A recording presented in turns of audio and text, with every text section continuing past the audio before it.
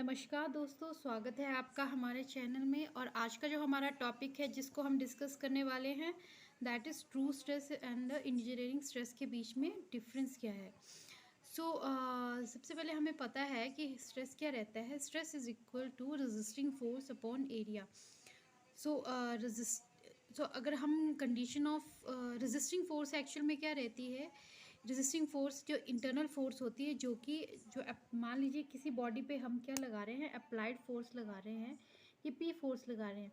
P force की क्या tendency रहेगी, ये क्या करेगी, ये जो बार है, मान लीजिए ये कोई प्रिज्मेटिक बार है। प्रिज्मेटिक बार का मतलब है ऐसी बार जिसका जो एरिया है थ्रू आउट द लेंथ क्या रहता है, कांस्टेंट रहता है। इस यहाँ पे जब हम पी फोर्स लगा रहे हैं, दोनों तरफ अप्लाइड पुल लगा रहे हैं, तो इसकी टेंडेंसी रहेगी, ये क्या करेगा, ये बार को खींचने की कोशिश करेगा, इसकी लेंथ को इंक्रीज करने की कोशिश करेगा।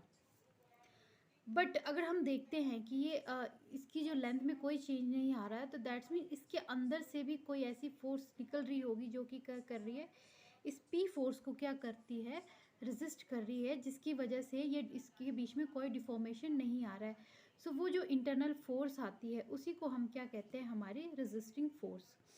जब हम इसको डीपली स्टडी करते हैं, एक्चुअल स्ट्रेस के बारे में जब हम देखते हैं, जब हम थॉरली देखते हैं, तो वहाँ पे हम देखते हैं कि जब हम कंडीशन ऑफ स्टैटिक इक्विलिब्रियम को सेटिस्फाई करते हैं, तो वहाँ पे जो हमारे रेजिस्टिंग फोर्स है, मीन्स जो इंटरनल फोर्स आती है वो किसकी इक्वल आती है, जो हमारा अप्लाइड फोर्स आती है उसकी इक्वल आती है।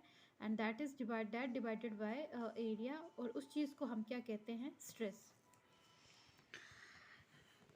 अगर हम फर्दर हम देखते हैं, ये तो नॉर्मली, ये तो जनरली हमने स्ट्रेस के बारे में डिस्कस किया कि स्ट्रेस एक्चुअल में क्या रहता है।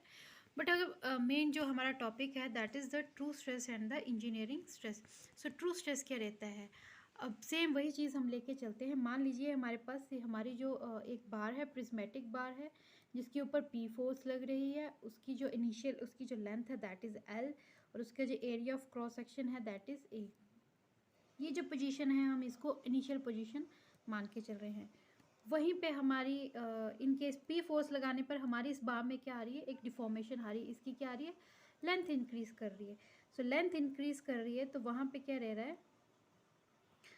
उसको पोजीशन पे जिस मान लीजिए at time t is equal to t time पे हम देख रहे हैं कि जो एल जो है वो एल डैश हो गई है, और वहाँ पे जो हमारे एरिया ऑफ क्रॉस सेक्शन है वो क्या बन गया, हमारा ए डैश आ गया under the action of P force. इन दो डायग्राम से हम देखेंगे कि हमारा इनिशियल स्ट्रेस, इंजीनियरिंग स्ट्रेस क्या रहता है, हमारा ट्रू स्ट्रेस क्या रहता है। सबसे पहले हम देखते हैं हमारा इंजीनियरिंग स्ट्रेस क्या रहता है। इंजीनियरिंग स्ट्रेस मैंने यहाँ पे डिफाइन किया हुआ है, that is the P upon A. P मतलब पी यहाँ पे हमारे रेजिस्टिंग फोर्स डिवाइडेड बाय ए। ए कौन सा ले रहे हैं हम, यहाँ पे इनिशियल क्रॉस सेक्शन लेके चल रहे हैं। वहीं पे जब हम ट्रूसेस की बात कर रहे हैं, तो वहाँ पे हम इसका जो फॉर्मूला देखते हैं, तो वो क्या आता है, हमारा p divided by a dash. और ए डैश कौन सा है, वो है हमारा फाइनल पोजीशन वाला। Final in the sense at time to t time. T time का कहने का मतलब जिस टाइम पे हम वो देख रहे हैं। इन दोनों से हमें ये पता चलता है कि जो इंजीनियरिंग स्ट्रेस होता है उसमें जो हम एरिया कंसिडर करते हैं, वो हम हमेशा जो हमारा इनिशियल क्रॉस सेक्शन एरिया होता है उसी को लेके चलते हैं। चाहे हम किसी भी पॉइंट पे निकाल रहे हैं, चाहे किसी भी टाइम पे निकाल रहे हैं, हम क्या करेंगे, जो भी हमारा इनिशियल क्रॉस सेक्शन एरिया होगा उसी को हम क्या करते हैं, कंसिडर करते हैं। बट वहीं पे अगर हम अपने ट्रू स्ट्रेस की बात करें, तो जो ट्रू स्ट्रेस, वहीं पे जब हम ट्रू स्ट्रेस की बात करते हैं, ट्रू स्ट्रेस में हम क्या लेके चलते हैं, यहाँ से हमें देखने को मिल रहा है that is P divided by a dash. A dash क्या रह रहा है हमारा, यहाँ से देखते हैं तो ये हमारी फाइनल पोजीशन आ रही है। फाइनल इन द सेंस कि at time t is equal to t time पे क्या आ रही है, हमारी एरिया आ रहा है।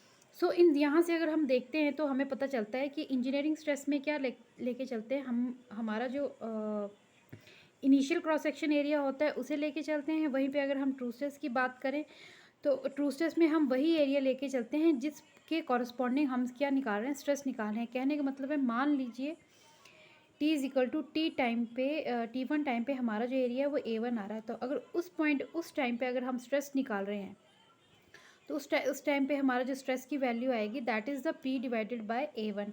और सिमिलरली उसी तरह जब अगर हम T is equal to T2 time पे निकाल रहे हैं, तो वहाँ पे मानते हैं कि हमारा एरिया जो है that is equal to A2, तो उस पॉइंट पे हमारे जो स्ट्रेस की वैल्यू आती है दैट इज़ P/A2। सो कहने का मतलब है बेसिक डिफरेंस यही है इन दोनों के बीच में कि इंजीनियरिंग स्ट्रेस में हम क्या कहते हैं, हमें हमारा इनिशियल क्रॉस सेक्शन एरिया लेके चलते हैं, बिकॉज हमें पता है कि अपॉन लोडिंग, लोड लगाने पे इसमें क्या आते हैं, उसके एरिया में चेंजेस आएंगे।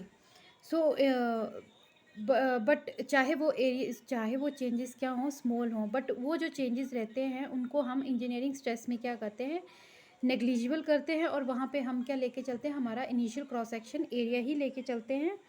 बट ट्रू स्ट्रेस के केस में हम क्या करते हैं, जो भी हमारा चेंजेस आते हैं चाहे वो थोड़ा ही हो, उसको हम लेके चलते हैं। So this is the basic difference between the engineering stress and the true stress. Thank you.